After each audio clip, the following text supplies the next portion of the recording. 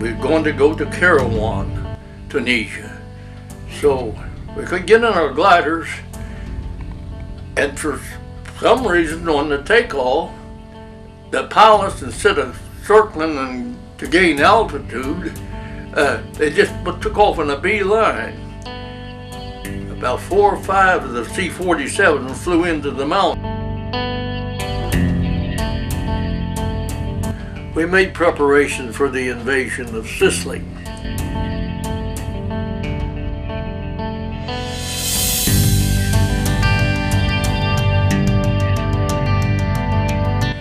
And we wasn't supposed to get over 15 degrees off of that tow rope, but we was circling and climbing almost straight up. The pilot that was pulling us, and we broke out of the clouds, and there was a mountain goat over there eating on a piece of brush. Our airborne troops, paratroops, flew in, and they dropped the paratroopers, but they strung them out pretty well all over Sicily. And I went in there and I saw those cots, dead corpse laying in there, dead corpse laying on the floor. The stench was terrible. And they had rack-like bunks in there to sleep in, and those striped uniforms like prison suits and skinny, and it was terrible to see them. And we had one fellow came there behind our kitchen, and the cooks gave him a sandwich, and he went out in the shed to eat it, and he ate it. The next morning went out there, he was sitting on the stool dead. Their stomachs just could not take the food. They had to nurse them like babies until they could bring them back where they could eat solid food and get their digestive tract to work. And we just could not control them. There was nothing we could do to control them. And it's like that Belgian guy told me, you don't know what it's like to be hungry. You're just hungry. And they would eat anything. And their stomach just couldn't digest that. And they died. Okay, I was born at Nitro, West Virginia, on the Kanawha River, just below Charleston, West Virginia. It was an industrial valley there in West Virginia, the second largest in the United States, next to Connecticut Valley. I was born in 1923, November 6th. But I went to Elkview High School. I finished the 9th grade, and I didn't wish to go on to high school, and my dad gave me a 9-acre field to sprout. So I cleaned that 9 acres up that winter, and my brother was in the 3 C's, and that was the Civilian Conservation Corps. And so I told my dad I wanted to go into the 3 C's. So I used my sister's birth date. She was born in 21, and that made me old enough to go into the 3 C's, and I stayed in there for a year. I learned a lot of things in the 3 C's. Service. So I went down with him to the Marine recruiting station, and I passed their physical examination, but before I started to leave, a doctor says, "Son, come back here, I want to check your eyes. I noticed you cocking your head when I give you your eye test." He checked my eyes, and he found that I had a squint in it, and so he wouldn't pass me for the Marine Corps physical examination. So I told my dad, I said, well, let's try the Navy. And we went over to the Navy, and the Navy said, how's your eyes? I told my dad they called ahead, forget it. We'll come back and try the Army next week. So I went back the next week, and I went to the Army recruiting station, and they felt me, and I was warm, and they says, come here Monday, and we'll send you to Fort Thomas, Kentucky. That's across the river from Cincinnati, Ohio. So I went there. They sent me to Fort Thomas. At Fort Thomas, they give us physical and swore us into the Army. And sergeant called me in and he says, you can go up to Michigan or you can go to Fort Bragg, North Carolina. And I said, which is the father's? He said, Fort Bragg. I said, I'll go to Fort Bragg. So I was assigned to K Company, 39th Infantry, 9th Division. And I took my basic drill training and stuff like that. And come January, we started getting our first draftees from, and most of them come from the Northeast. Most of them, a lot of them from New York City and as far up as Boston and so forth. And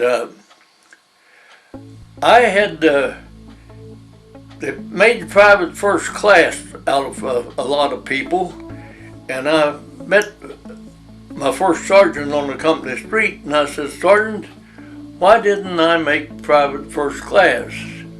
And he asked me my name, and I says, I'm Private Owens, sir. He says, looked at me and he said, boy, next week you start the non-com school. So I went to non-com school and they made me a corporal. So when they broke those people down to platoons, I was a squad leader in the platoon, and I had 6 men under me there as a corporal mortar squad leader. Never had seen a mortar yet, but I had 2 fellows who was college graduate, the one from the University of Tahiti and one from a Boston college. And they were nice fellows, and of course I was a hillbilly. I didn't speak too well, but they got a hold of me and started teaching me, and I learned everything I could from those 2 fellows. And we trained for about a year, and then we went on maneuvers. Went down into South Carolina. There we did mostly walking. And after the maneuvers was over, we came back, and we just got back into the barracks, and December 7 come along. And they had bombed Pearl Harbor, and on the 29th day of April, we left New York, went out to Staten Island and went down through the harbor there, saw the Statue of Liberty and all that, and we headed out to sea.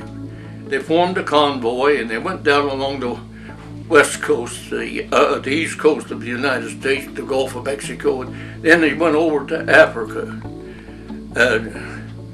I saw one of the biggest turtles I ever saw in my life. It was almost the size of a house, and I'm on the bow of the ship.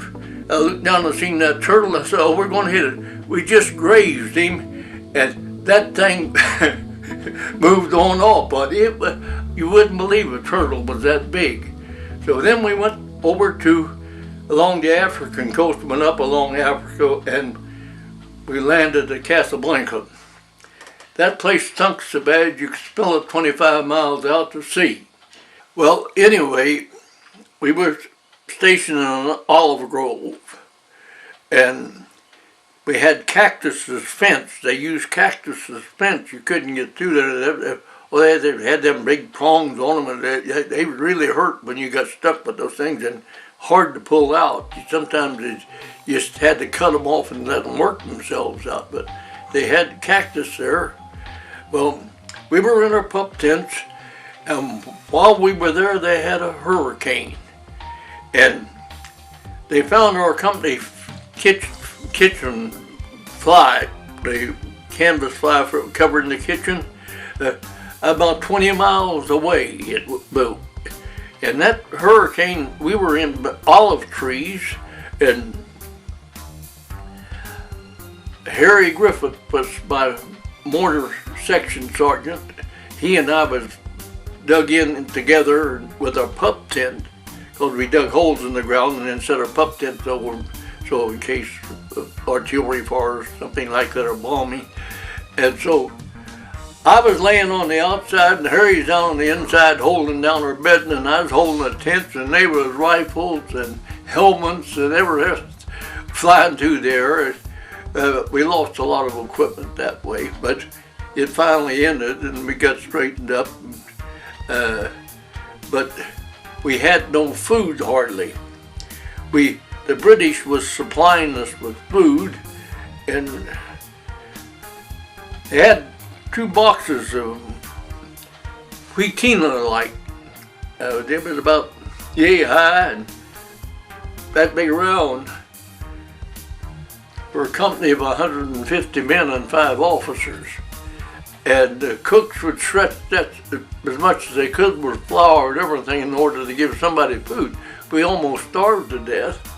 So we went out, some of the guys did, and rustled cattle. They killed 5 cows and butchered them and got some food.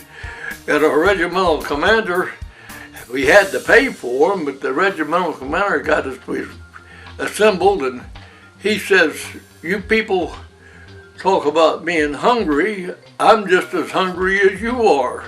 And you got to stop stealing these cows." So anyhow, a bunch of guys, there were 6 or 7 of us, got together, and all the spare clothes we had and shoes and stuff, we traded with the Arabs and got chickens. We got 16 chickens off of them. And the cook, he cooked them for us and fed us, and we got our belly full for a change. And he also made us some little pastries there, and we had that for dessert. But we traded our clothes for food, but the British supply was terrible. They never did supply us properly. Well, anyhow, we made preparations for the invasion of Sicily. And they bought a bunch of C rations, or not C rations, but K rations, and they had a stockpile of them. And damned if them guys didn't raid that stockpile and ate up all our rations.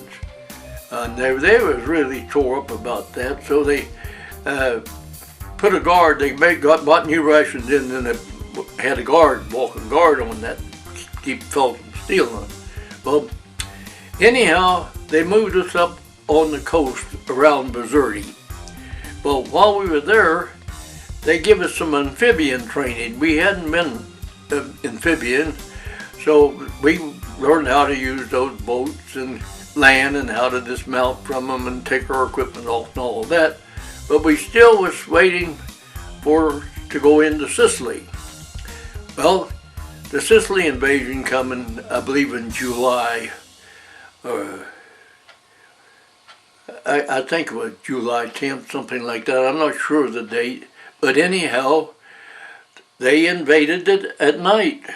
And our Navy was off the coast firing into Sicily, and our airborne troops, paratroops, flew in, and they dropped the paratroopers, but they strung them out pretty well all over Sicily. And then the aircraft, when it was coming back, they thought they were German bombers. The Navy said that they were German bombers coming over. Well, they started firing, and they contour flew between the ships with those C-47s, and they shot so many of them down that there wasn't enough to haul our gliders into Sicily. So they pulled us over, and we sat there for 2 or 3 days until they got enough aircraft in there, and they took Gala Airport, and we flew into Gala and landed by air there, by airplanes instead of going in the gliders, and they didn't use the gliders in Sicily. Now, we fought a few little skirmishes there in Sicily, but they moved our regiment up to Licata, Sicily. And we were there for a couple of days, and they came in there with British LCIs. Now, that's not it. they used that as a seagoing vessel. It could go across the ocean, but it wasn't. It was, they called it landing craft infantry, and it was a ship and had ladders on each side that went down into the water there or onto the beach, and that's the way you mounted it and dismounted it from it. So they put us on those LCIs. It was British crews. Dirty, filthy, slimy. That British Navy is the dirtiest Navy in the world. Anyway, we went up to Palermo and we spent the night, and then they took us and we went into Salerno. Well, there's an invasion of Salerno. They had jumped some of our paratroopers on the beach there, or near the beach, and the 36th and I think the 45th Division was also involved in there. So we unloaded. When we stepped into the water, we went down to almost over our heads, and we had our equipment on, but we went on in, and so we went up a highway, walking. We took up approach march, and they took us up into the hills, and the Germans were in there, but they didn't bother us too much. They tried to push us back, but we knocked it off, and so they didn't hit us too much. So then they pulled us back out of there, and we went out. I was out on this loading ramp, and I'm damned if we didn't have our air raid there. And there I am out there on that ramp, way out to sea. There's no place to go, so I just lay there on them boards and hope the hell they didn't strafe me. But they come in and they strafed the beach, and so we went on LST, that's American LST. We went on that, and then we crossed over and went on to American LCI, and that thing was as clean as a pin. It was in perfect shape, and I talked to the lieutenant, and I told him how that limey LCI was, and I told him about putting us in almost over our head in water, and he says, when we land, I'll put you on the beach or I'll drag the bottom out of this tub. And we went up to Maori, Italy. It was up the coast to the left of Salerno, and he did what he said. When we stepped off of that, we stepped onto the beach. It never got our feet wet even. And they had taken a road, a highway, went along the base of that mountain there, because these were mountains. And they loaded us on trucks, and they took us on the trucks up into the hills, and artillery barrages, oh, it was terrible. And I told my guys, let's just get out and get in the ditch and get as much cover as you can. And then we did that, and the fellow driving the truck was a Negro fellow, and I'm laying there beside him, and we're talking while we're being shelled to hell. You never knew whether the shell was going to come in on you or not, you know. And I lost all the prejudice I had in my life. I figured if a guy was willing to die with me, I was willing to live with him, and I've always lived that way. So anyhow, the barrage lifted up. We got back on the trucks, and they took us up to where we was going to go up the mountain. Went up the mountain, and my lieutenant was with me, and I'm sitting there. I says, sure, I'm going to eat something. And he says, if you eat something, you'll go to sleep. I said, oh, I won't go to sleep. And I ate a can of sea ration. Damn, I went to sleep. So I wake up, and everybody's going, and the battalion machine gun people, they didn't have enough people to carry equipment. I had a cradle for a 30 caliber water-cooled machine gun. So I start climbing the hill by myself, And I get up there and somebody hollers, "Hold." And I didn't know whether it was American or German. And so I laid there for a few minutes and I thought, hell, I got to go. So I moved on up and I walked out and there's a bunch of men laying on the ground and I got to looking and hell, it was my platoon. So I just set the cradle down and went to sleep with them. And they never even missed me. We take off across the LD and damned if the artillery didn't come down. And the Germans, they started throwing artillery into us. A big chunks of lead flying through the air. So I'm going around the side of that hill. It's on an open slope. And throwing that snow out my way and digging my way and digging me a little trench so at least I would be down on the ground. And there's a pile of men there and I'm throwing that snow and one guy says, "Hey, quit throwing that snow in my face." I said, "Oh, hell." So I get out to the end there and it starts getting daylight and we're right in the Siegfried line. And my lieutenant is there and he says, "Owens, if you want to see some krauts, come over here where I am." And there was krauts all over the place there and they are really working on us. And they know something's wrong with us, something's happened to us, so they sent a patrol in, and the patrol come in to us.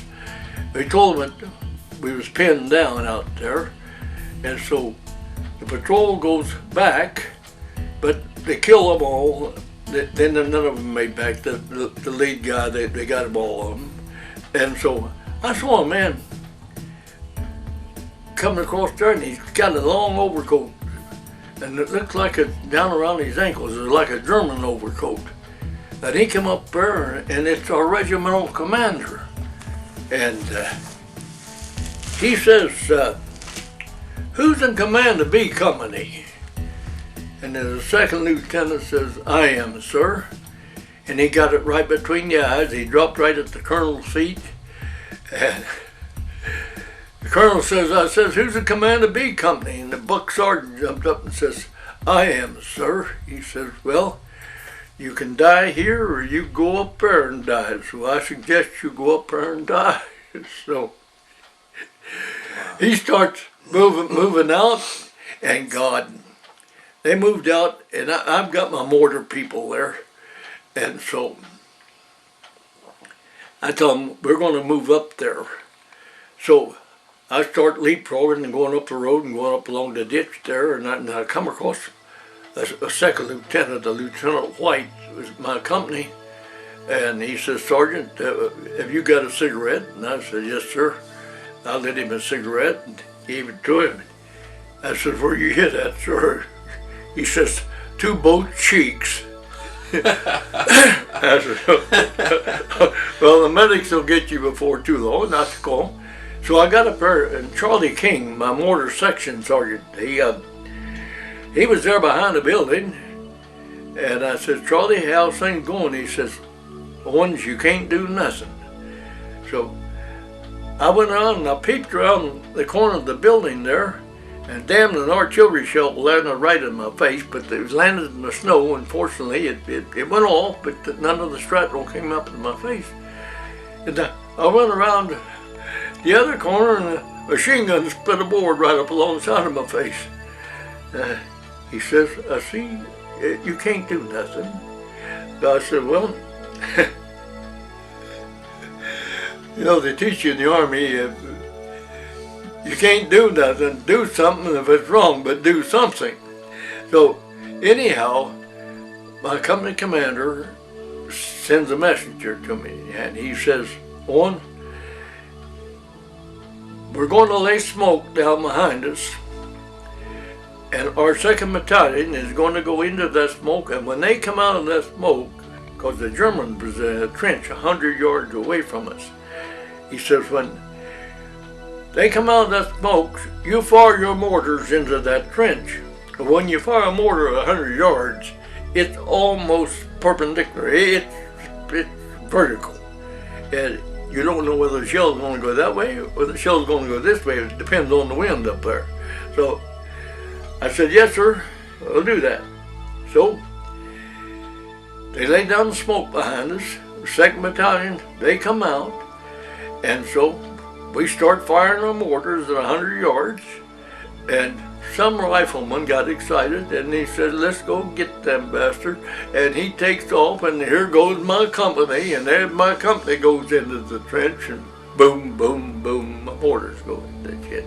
I don't know how many guys I got, but it made me feel terrible that I'd shot up my own company, but I couldn't help it. You can't call them back once they come. So anyhow, when that happened, we took off and we went forward. When we moved in, the Germans gave up. And we'd open up a pillbox, there'd be about 16 of them sitting in there in the pillbox with their rifles on the floor. They just surrendered and me out. And so they, we got to the Siegfried, and we dug in, and I told my guys, I said, now look, stay the hell in your foxholes. Don't get out of your foxholes. And I had 3 machine gunners get out of the foxhole, and artillery shell come in and kill all 3 of them. So I lost more men in the Battle of the Siegfried Line than in the whole European War. So, anyhow, this concentration camp. Now, we had a roadblock set up right there, and those people would come over there for the roadblock, and they would try to attack the German soldiers, because you can't imagine the number of Germans that surrendered to us. There's 2 or 3 German army had come through there. It was just a steady flow. We even had a cavalry group there, a Polish army, I guess. They come through there and all dressed up and dressed and eyes forward, and the horses head up. It was beautiful the way they looked when they come through there. Then we had German tanks and all that come through there, and all of them running from the Russians. They wanted to surrender to the Americans, and they had surrendered to the Americans. But that concentration camp, when I went over there, the people, like I said, I couldn't feed them. They wouldn't obey anything I tried to do. I tried to get them to cooperate. They wouldn't cooperate. And I went in there and I saw those cots, dead corpse laying in there, dead corpse laying on the floor. And the stench was terrible. And they had rack-like bunks in there to sleep in, and those striped uniforms like prison suits and skinny, and it was terrible to see them. And we had one fellow came there behind our kitchen, and the cooks gave him a sandwich, and he went out in the shed to eat it, and the next morning went out there, he was sitting on the stool dead. Their stomachs just could not take the food. They had to nurse them like babies until they could bring them back where they could eat solid food and get their digestive tract to work. And we just could not control them. There was nothing we could do to control them. And it's like that Belgian guy told me, you don't know what it's like to be hungry. You're just hungry. And they would eat anything. And their stomach just couldn't digest that. And they died. Did living through the war, seeing everything that you saw, did you look at life in a different way when you got back home?